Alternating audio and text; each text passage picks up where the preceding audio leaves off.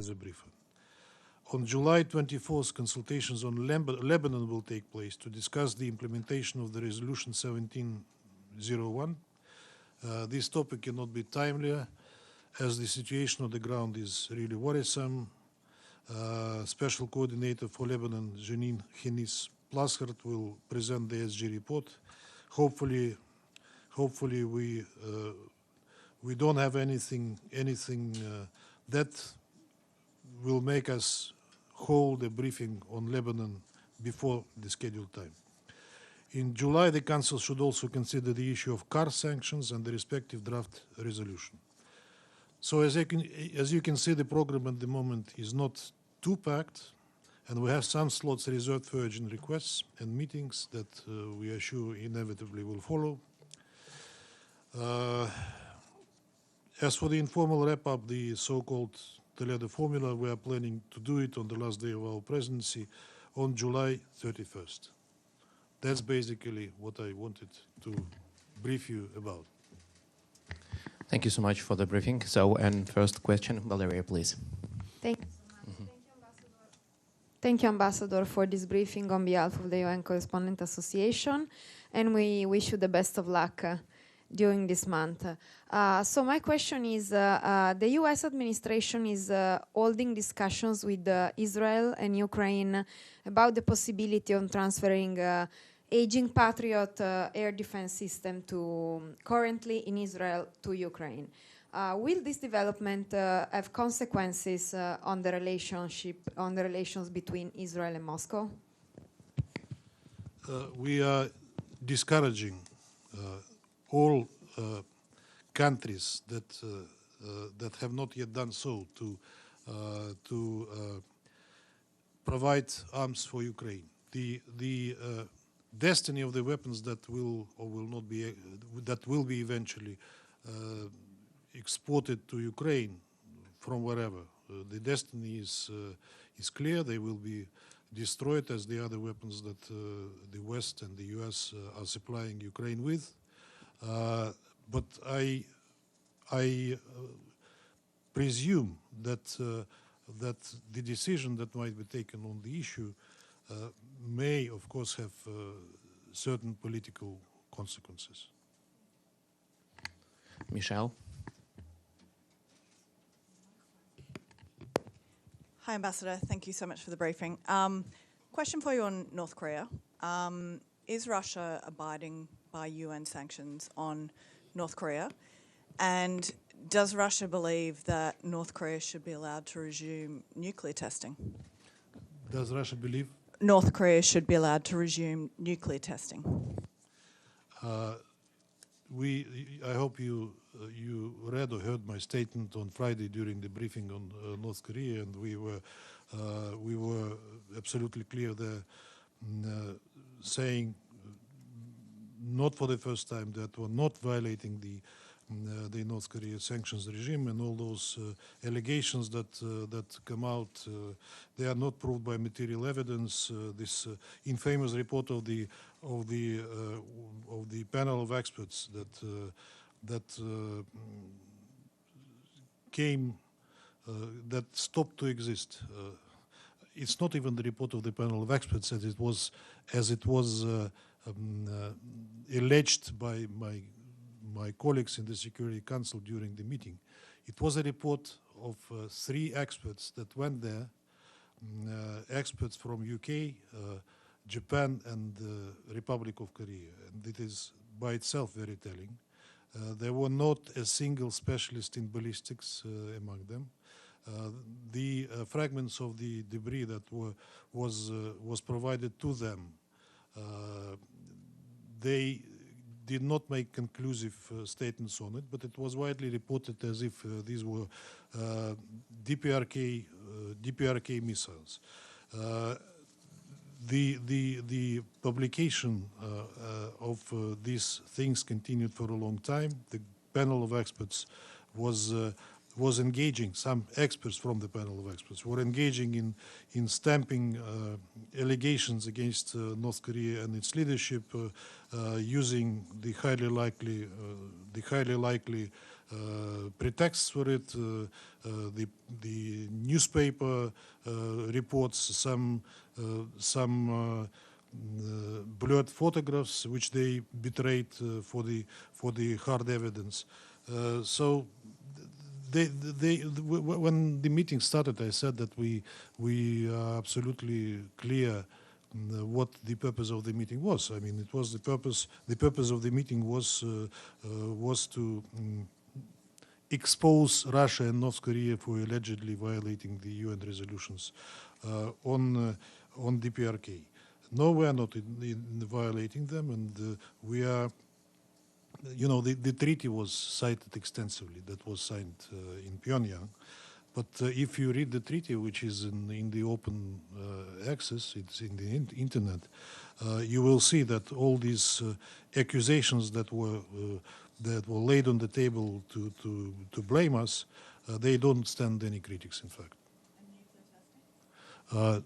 Look, we are not in the situation of nuclear testing at the moment.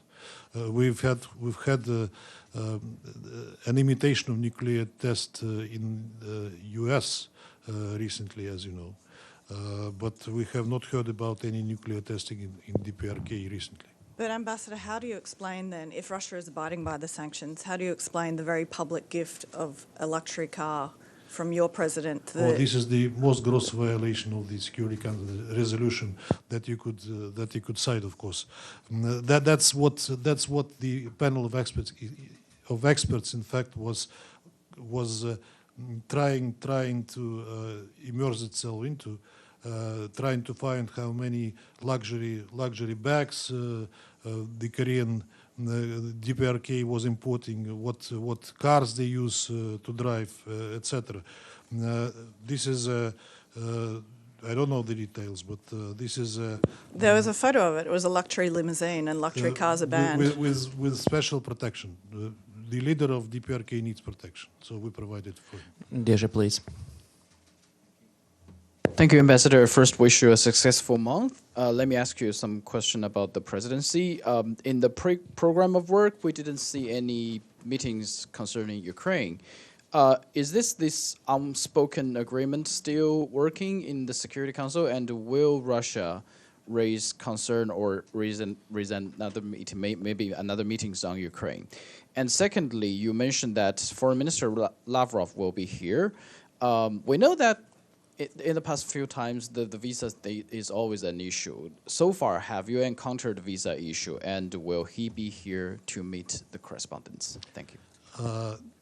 On the first question, we have a convention in the Council that we do not put meetings on Ukraine into the program. Whenever they are the EP in the program is not adopted. But any country, any member of the Security Council has the right to request for a briefing on that or another issue in the course of the presidency of the month this time in July, and we have indications that this meeting on their part will be requested, to which we will reciprocate, our mirror policy on that issue, but we are waiting for their first move. Now, the second question was about Lavrov, the press conference and visa. So far, we are not aware of visa issues as of now. We still have time, half a month. Hopefully, we will not have to raise this question and visas will be issued in due time. On press conference, I cannot speak for the minister, but normally you know that he's open to talking to you, and I hope this will be the same this time as well. Caleb, please. Caleb Maupin with RT News. My question is regarding, will Russia ask the UN Security Council to put sanctions on those parties that were involved in the recent attack on a Crimean beach with U.S.-sponsored, supplied ATACMS missiles? Do you expect there to be an investigation of that attack outside of Russia? And what do you make of the Western reaction to that terrorist attack? I do not expect any investigation outside of Russia. Moreover, we've seen comments by the U.S. State Department and the European Commission what struck me mostly was the comment from the European Commission, which representative said that the proof and the evidence Russia is providing are close to zero, or even below, which is, of course, a shameful statement. But the investigation is going on in Russia. Yes, that's true. Margot. Pamela, please. Thank you, Evgeny. Ambassador, the ITU, the International Telecommunications Union, today issued a complaint against Russia on satellite, on jamming of satellite communications in 4 countries, in Ukraine, in Netherlands, France, Sweden, and Luxembourg, 5 countries. Can you explain, and that they disrupted air traffic control, children's schools, all sorts of other things. Can you explain where that is coming from and if Russia is doing this? And then also Russia apparently, and maybe you can confirm it, submitted its own complaints to ITU, but they weren't included in this report. Can you explain either of those things? Thank you. I cannot comment on the first part of it. I have not heard of it, frankly, and I have to investigate myself what was put on the table by the ITU. On our complaint, you know that U.S. and other satellites are used in the zone of the Ukrainian conflict to provide satellite data to Ukrainians, to assist them in targeting, etc. And I think that this is at least no less a violation that that allegedly is being addressed to us. But frankly, Pamela, I don't have the answer because I haven't heard the news. I will. Edith, please. Margot was asking a long time. Oh, okay. Thanks, Ambassador. That's very kind of you. Just to follow up first to Michelle's question on DPRK. So you say you're abiding by the sanctions, but would you agree that any military materials or munitions that are transferred to or from North Korea and another country would be a violation of the sanctions of the Council? Perhaps, but that doesn't happen. Okay, and then would Russia tell other countries to implement those sanctions resolutions? Would you still support them? These sanctions resolutions, when they and you talk sanctions resolutions, you talk only one part of it, what is forbidden to North Korea, but you omit and them omit other parts of that resolution that call for the political and diplomatic solution to the crisis, that calls for the humanitarian relief. You know that Russia and China put forward a resolution on humanitarian assistance to North Korea to alleviate the suffering of the North Korean population, not just the leadership as they claim, but it was flatly rejected at a certain time, and nobody plans to follow it. So I mean, there are a lot of things in these resolutions that are being neglected, while other parts of it are being put to the limelight. Okay, and then if I could just ask you, right now in Doha, they're having the meetings on Afghanistan with the special envoys and Madame de Carlo. How close is Russia to removing the Taliban from your list of designated terror groups, and are you getting closer to recognizing them? Taliban is de facto authorities on Afghanistan, and we've been saying consistently that you have to recognize this fact and deal with them as such, because whether you like it or not, but this movement is running the country now. And you cannot simply ignore that. On how far we are from removing them from the sanctions list on which they are now in Russia, I cannot tell you a definite answer. But I heard some talks about it. but generally speaking, it's good that Taliban was finally invited to Doha this time, because it is impossible to solve the problems of Afghanistan behind the back of their de facto rulers. Inviting the representatives of the civil society, NGOs, the former government, which is fine, all right. But I mean, you have to deal with those people who actually run the country.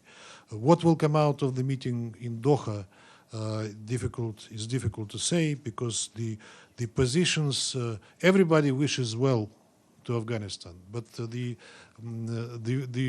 roadmap how to do it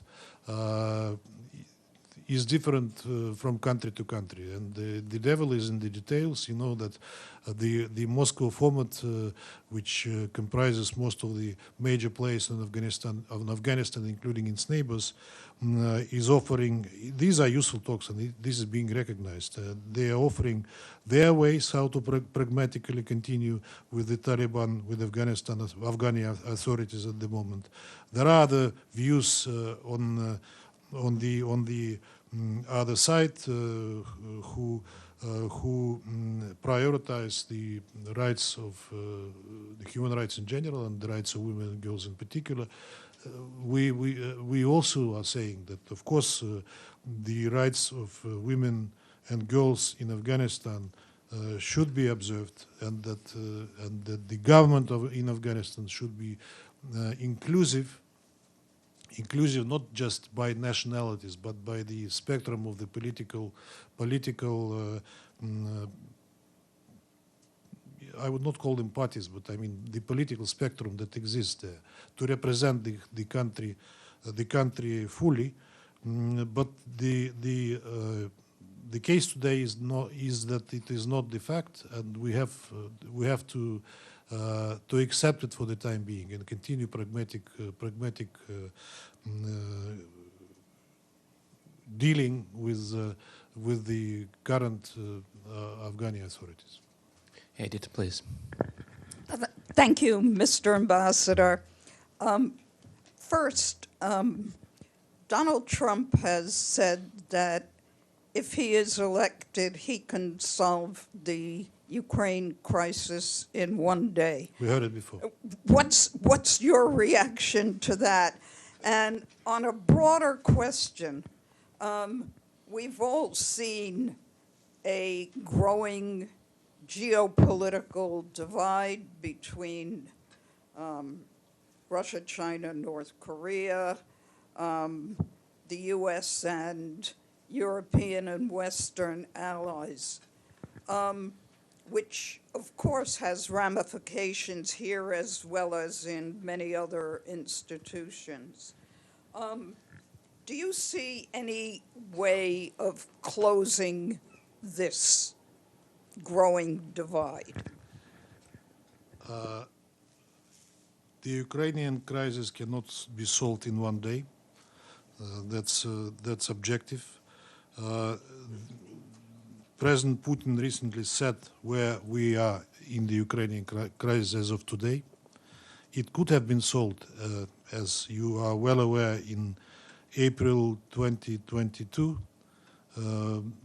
in Istanbul, where we were very close to an agreement. But then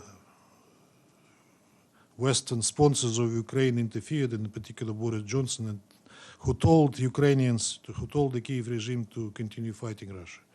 There was a Bucha provocation that was formally the reason for them to exit the negotiations and the agreement that was 95% ready. Now Zelensky and the regime are running around with his so-called peace plan, which is of course not a peace plan but a joke. They had a conference in Bürgenstock, as you know, which was a failure, and it is not being very much commented because it was a failure, but it is being recognized by all serious observers. President Putin, speaking recently, as recent as 14th of June, said that the reality has changed, and we are ready anytime, not just to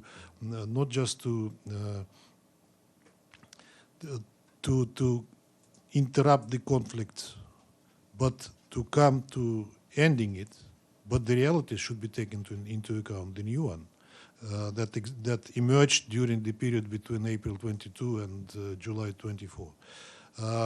It was rejected by Kyiv and by the West, but the problem for them is that the longer this thing continues and the more difficult the situation on the ground for them will be, the realities will be changing with that as well. So if they don't want to be realistic, let them not be them. But to solve the problem on the basis of Zelensky peace formula, we will not even talk about it. We already commented on that. We gave it our assessment, and it's a non-starter. It's a non-starter how many conferences they would hold. Zelensky recently said that he will be prepared to talk to Russia through mediators. I don't know what he meant by it. He, at a certain point, as early as fall of 2022, forbade himself to negotiate with the Russian leadership. If he is expecting the change, I think that he's miscalculating. And besides, his own term has expired, and we don't know whether he is legitimate to negotiate with. Madam, please. And on closing the gap? On closing the gap. These are objective processes that happen in the world, which unfortunately US and its European, you call them allies, I would call them minions, refuse to recognize. That other centers of power are emerging, China being one of them, other places, I will not enumerate them all, and that they have to recognize this objective fact. But they are trying to retain the dominance that they enjoyed for the last 500 years, basically, and cling to it. But objective processes go in the other direction. We indeed have other centers of power emerging. We see the appetite of many countries to play a larger role in the world politics, which, by the way, is reflected even in the composition of the Security Council. You know that we have a Security Council reform process, which is a separate, standalone thing on which we could talk a long time. But the major watershed, I would say, between the positions, despite all the nuances and the composition of the groups, which are not homogenic, say, take the United for Consensus. This is cross-regional group, in fact. But despite all that, this is the fight between the old and the new. And we say that indeed the developing world, the so-called developing world, or rather global south, is in particular Africa, is underrepresented in the Security Council, while the collective West, I would call it so, is overrepresented there, which does not reflect the current state of world geopolitics. So these processes are happening. They are painful for some of them, but they will continue to shape the geopolitics for the future to come. To end, you say, this confrontation that exists, the West and the US in particular have to realize that they have to change their, not just the rhetoric, but the course towards countries like China, for example. We sit in the Security Council meetings, and every time a US representative speaks, he's trying to pinch China on something, on whatever. I'm not talking about us. On us, we're usual suspects. We are used to it. But China, he attacks, or she attack every time they speak, which doesn't really help. In the atmosphere between the great powers, and China doesn't like it. They are trying to limit its not just political capabilities, which is difficult, but economic ones as well, with the new sanctions, with the new UCMs. So, I mean, that's the signature event that we are planning on the 16th is basically dedicated to this thing: how to see beyond the horizon of the current crisis, what expects us, not maybe tomorrow, but in 10, 20 years, and where we will arrive, and how the system of security, which should be indivisible and should not be at the expense of the others, can be established so that every country felt itself safe and secure. Bene, please. Thank you so much. I wish you also the best for your presidency. I want to follow up on Michel's questions about North Korea and nuclear testing, because frankly, I think you didn't answer it. You said there was no nuclear test. That's right, but that doesn't keep you from having a position of North Korea, if it should be allowed or not to test nuclear weapons. I should not, I don't want to comment it, not to encourage anyone to do it, all right? But don't you think that might sound to North Korea like an invitation? I don't think so. I think you underestimate the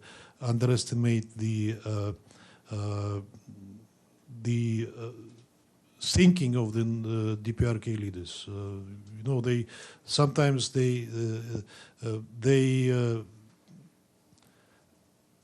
make it, they simplify it, so to say. I think that they are much more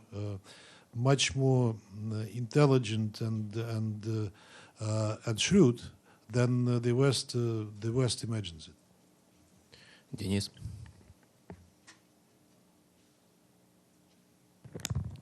Василий Алексеевич, здравствуйте. Денис Соловых, агентство ТАСС.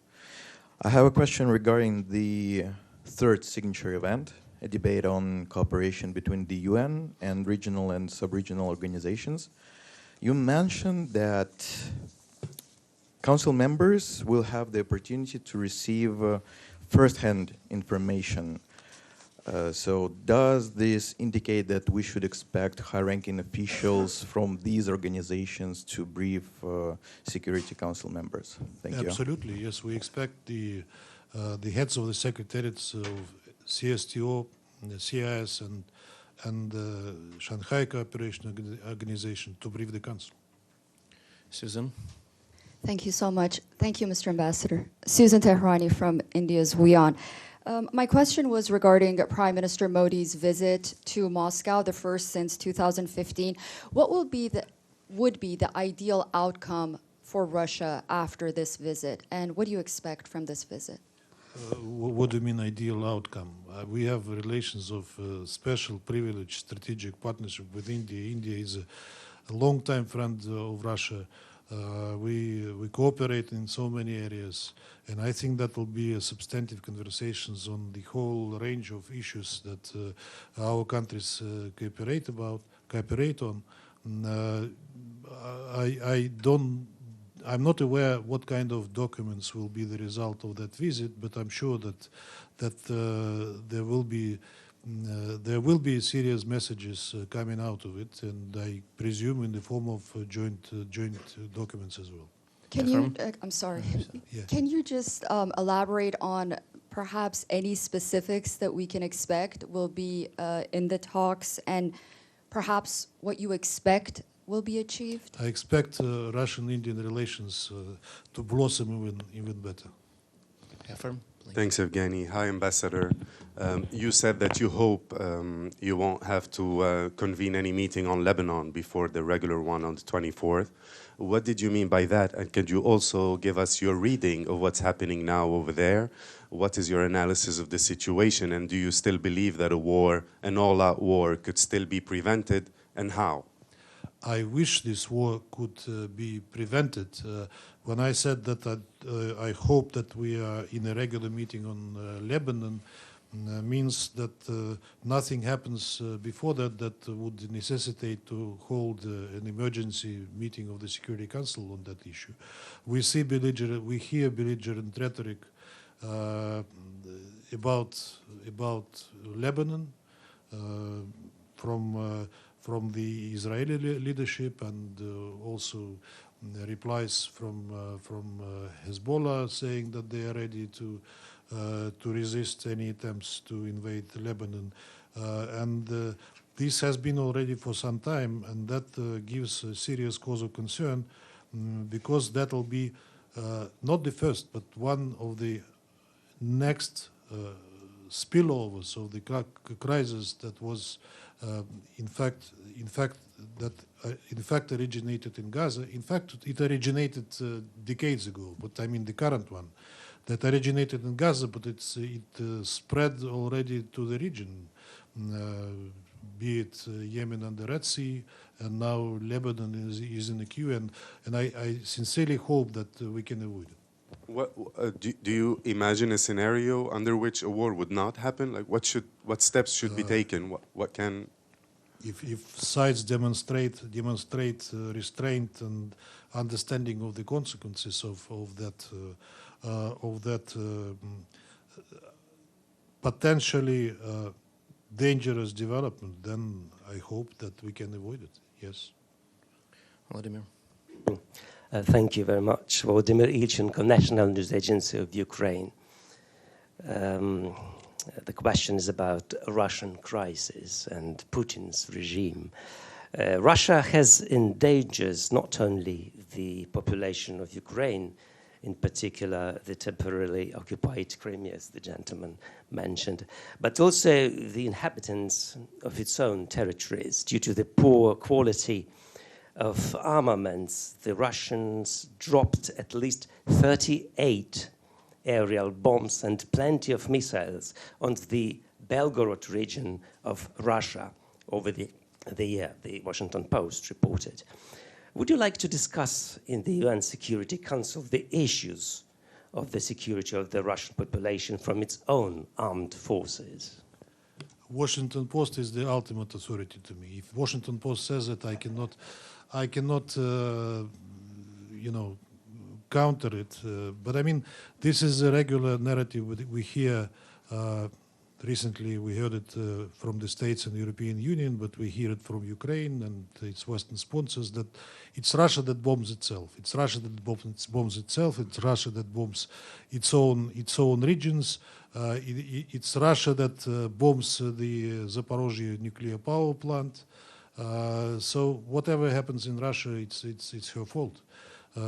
I cannot comment on this statement and comments in the Washington Post. I know who provides this rhetoric and narrative.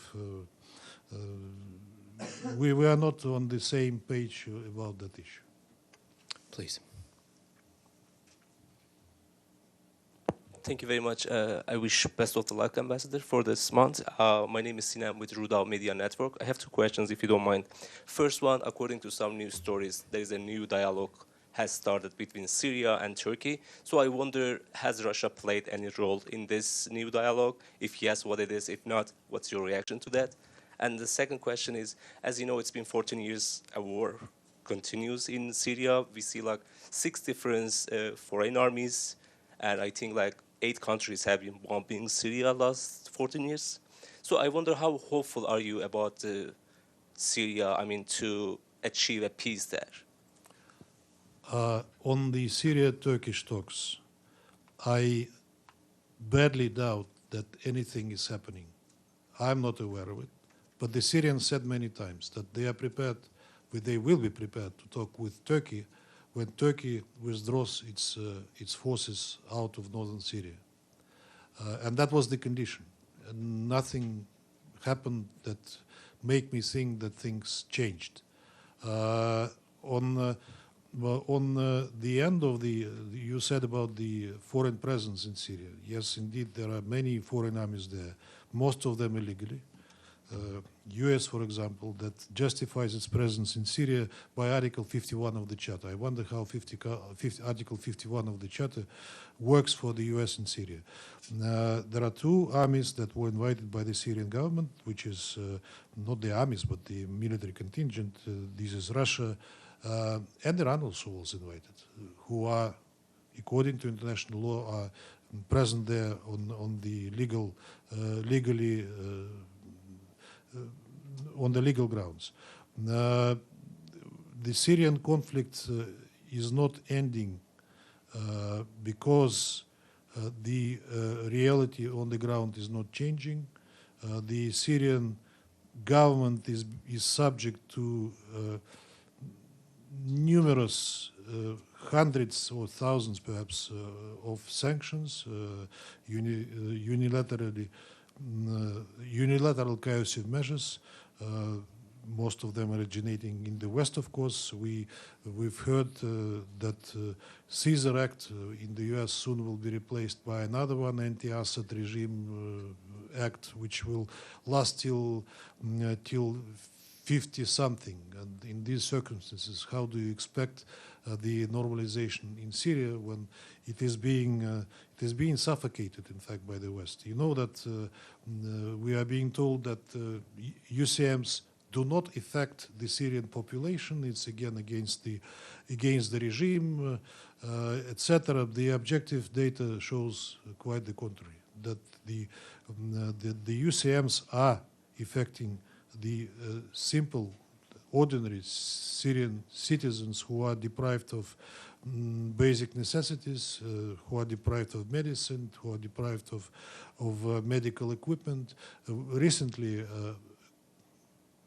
Recently, when was it? It was mid-June, I think. We, at the initiative of the group of the Friends of the Charter, we held a debate on unilateral sanctions in the General Assembly, which our Western partners didn't like. They were saying that by introducing UCMs, they are observing the provisions of international law and make sure that they make countries implement it, which is, of course, a sly explanation.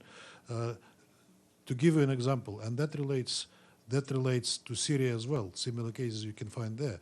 The Belarusian ambassador, when he spoke on the podium, he was given an example of these butterfly people.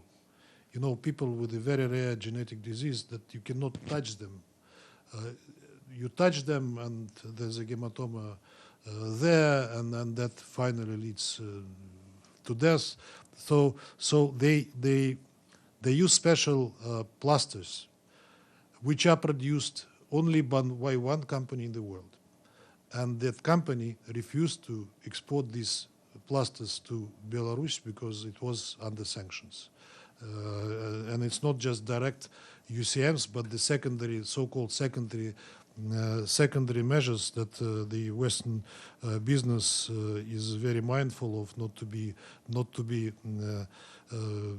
under sanctions themselves. So this is just one example on Belarus, but the same applies to Syria and to other sanctioned countries, and that demonstrates how these measures are affecting ordinary population. Dulce. Thanks very much. I wanted to ask you about Afghanistan. Have you talked to the Taliban and asked them to observe women and girls' rights, human rights, for example, letting them go back to school and go to work? And how do you justify holding a debate on international peace and security when you're at war in Ukraine? And have you been invited to the U.S. 4th of July party? Thanks. The first one was on remind me. I have to remember myself.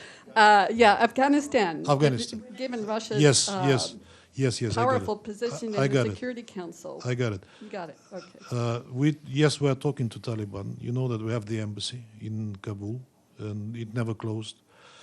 We have our special envoy on Afghanistan, who is a very versed diplomat, which is recognized not just by us, but by the international community, Mr. Zamir Kabulov, who knows Afghanistan from north to south and east to west. Yes, we are talking to them, but they have their own ideas about it. Unfortunately, I'm not approving of that, but that's the reality we are facing. with Taliban and their women's and girls' policies, which they justify by Islamic norms, which are in fact not Islamic, and which many Islamic countries are trying to explain to them, but they wouldn't listen. That's the point, and that's the problem. On the debate on multilateralism, you said when you are waging, etc. We said many times that the origin and the genesis of this crisis is much deeper than how it is being liked to be presented in the West, and we do not think that it's us who are to blame for the current state of the crisis. We were approaching a long time, for decades perhaps, and the last decade in particular. And now we're just reaping the fruits, the sour fruits, the bitter fruits of what was happening in geopolitics before the crisis started. But why are you at war if you're going to have a meeting about international peace and security? Look, we said many times that we didn't start that war. The war started long before. The war was encouraged by the West. They were happily watching what was happening in Donbass since 2014, without any willingness to instruct their Kiev puppets. Kiev regime puppets, I cannot call it otherwise, to implement Minsk agreements that, if implemented, could have prevented what is happening now. But then the West, what's happening now, it is fighting with Russia, with the hands of the poor Ukrainians, using Ukraine as an instrument against Russia, staying aside and saying, no, we are not participating in this war, we are not involved, we are not a party to it, despite that they provide whatever ammunition, provide satellite data, despite that their instructors are directly involved in targeting of the Ukrainian ammunition on Russia. So it's the way how you look where the whole thing started, and we have a totally different opinion, at least from you, on how this thing began. 4th of July. Yes, we heard today at the breakfast of the members of the Council, traditional breakfast that we hold on the first day of the presidency. Today was our turn. That everyone was invited. To what it will translate, I don't know. A card, an official invitation, or was it just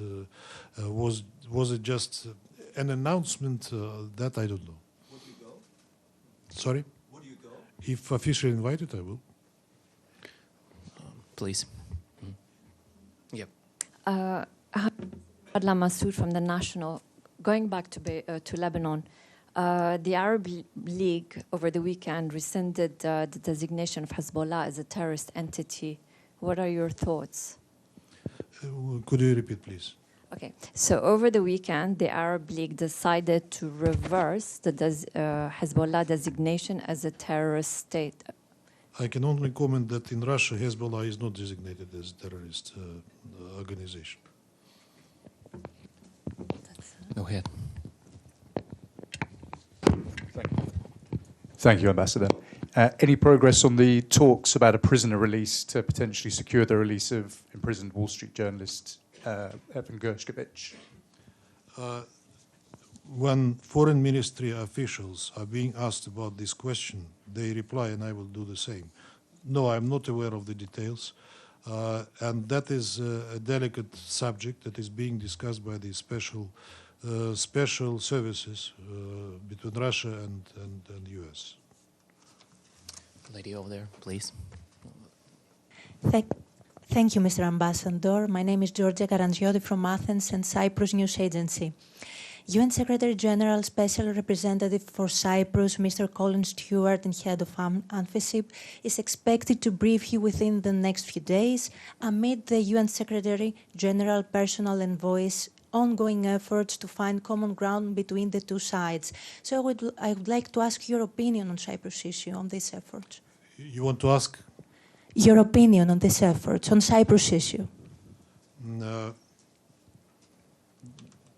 Special personal envoy of the Secretary General, the former Colombian Foreign Minister Olgin, was traveling to the island.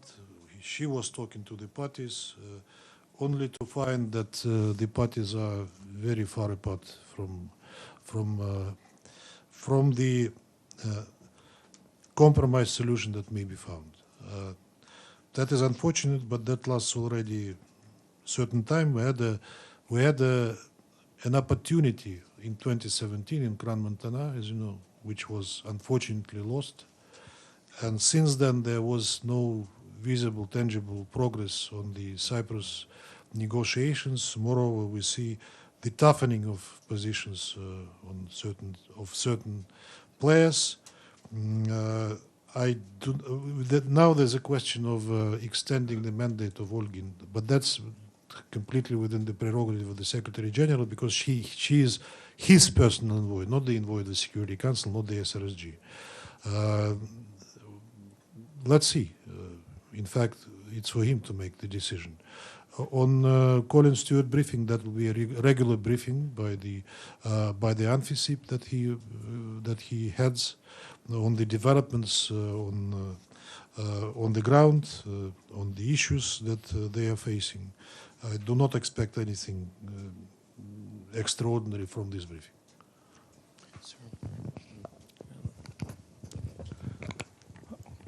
Thank you, Ambassador, for your briefing. My name is Yu from Kyoto News Japanese Media. I have a follow-up question about DPRK, especially about the panel of experts against DPRK. About panel of experts, because panel, yeah. Panel of experts. Yeah, since the panel was expired, it has been more than 2 months. Do you have any alternative plan to the panel, or do you think Security Council doesn't need the panel more? So, we wish the panel of experts didn't involve into politics based on encouragement of certain countries. And that was the major mistake that they made. I was commenting that in the beginning. We were, when the term of the panel of experts was expiring, we offered a way out, but the sanctions regime against DPRK is an unprecedented thing in the United Nations. It's not time-bound. It is not. It doesn't have any provisions for reviewing, and this cannot be tolerated. We need to start talking about it, because otherwise we see no incentive for DPRK to engage in when they know that whatever they do, the sanctions, the draconian sanctions regime remains. So the panel of experts, instead of trying to find ways within their mandate and the expertise how to engage and encourage the talks between the major protagonists, it enjoyed itself in producing reports with really laughable things, which are not at the core of the problem on the Korean Peninsula. And they also demonstrated many times their unprofessionalism, as I said during their visit in Ukraine in particular. So the group of experts, the panel of experts, was in fact doomed, and it doomed itself. It's not because we wanted it so badly to disappear. Panel of experts is an instrument of the North Korean Sanctions Committee of the Security Council. So the Sanctions Committee remains, and all the issues that were initially discussed in the panel, who produced their reports, some of them were fake, to the Sanctions Committee. The Sanctions Committee will take over the situation in the DPRK and the implementation of sanctions itself, without just the panel of experts. I think we are approaching time, no? Yeah. But So Greetings. I do not want to deprive you of your lunch.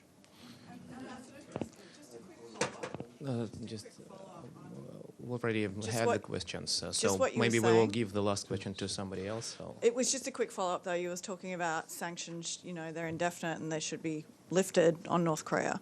Does that mean Russia believes that North Korea should be allowed to pursue its nuclear weapons program and continue developing nuclear weapons?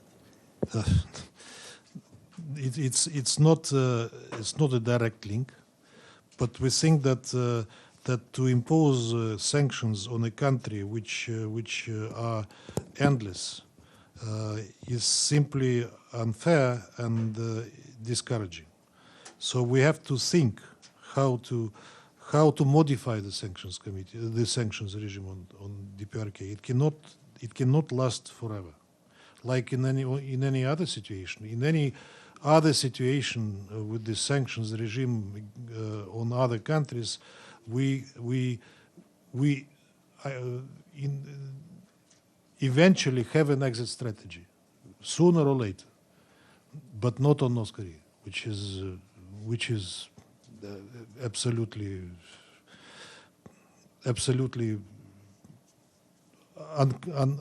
ununderstandable to us. So, is it? I see hands raising, but all right, let's do two more, and that's it. Evelyn, please. Greetings, Mr. Ambassador. Excuse me. I want to turn to Africa. We all know about the Wagner Group for many years because they pillaged resources. They did a little rape on the side, and many of them came from prisoners. Now, since the chief conductor, the musician, has now been killed in a plane crash, what's happened to these people in Mali or Central African Republic? Is the Russian government supervising them? Are they behaving? Are they still there? Thank you. I hear a narrative on pillaging resources and raping whoever comes their way from my colleagues from the Security Council, from some of my colleagues in the Security Council. For some time already, I didn't expect that from you, Evelyn. Let me be frank. Now there is no Wagner Group anymore. They were disbanded. And the way these private security companies organize themselves, that's their own business. They are not organized by a state, and they are not state entities anymore. One last question, please. Thank you very much, Ambassador. I'm Shirfa Chitin from Anadolu Agency. As you also mentioned at the beginning of your meeting, the resolution that was accepted on the 10th for a ceasefire in Gaza, we can see from the unabated attacks of Israel that it's not being implemented. I just want to ask you, what can the United Nations Security Council do to enforce the implementation of this resolution? Thank you. First of all, to demand unequivocally immediate and verifiable ceasefire, because the resolution as it is framed and it is worded now, it doesn't provide for it. It says about the ceasefire perhaps for the first time, but very indefinitely. And the plan, the so-called 3-point plan that was presented in the resolution, it is vague, incomplete, with the lack of details, which we commented when we spoke on it. That's why we in fact abstained, because we didn't want to sign up under the resolution that the goals and the means of implementation and the time frame of implementation is completely unclear. We didn't want to give a blanket document to our colleagues to pretend the implementation, in fact, sabotage the process, which we see happening.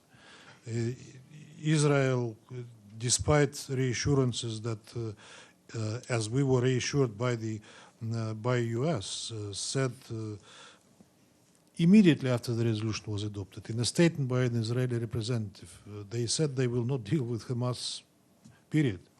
So that is one thing. Now they're blaming Hamas as if Israel has agreed to, which is not the case, in fact, at least de facto. Now they're blaming Hamas that it's not coming on board, while Hamas presented its view how the resolution should be implemented. So it's, you know, this ping pong continues, but nothing happens. Nothing happens in reality. Thank you very much. Thank you very much for coming. Thank you.